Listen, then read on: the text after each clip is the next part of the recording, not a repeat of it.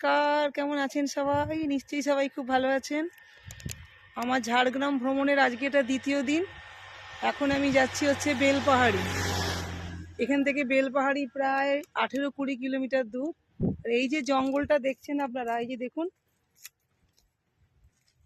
এই তো রাস্তা, এই পাশে জঙ্গল, এই দেখুন এদিকেও জঙ্গল, পুরো হচ্ছে শাল গাছের জঙ্গল।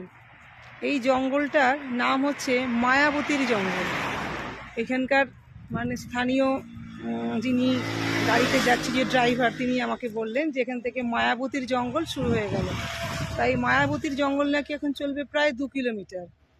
আর বেলপাহাড়ি তো বললাম 18 থেকে 20 কিলোমিটার।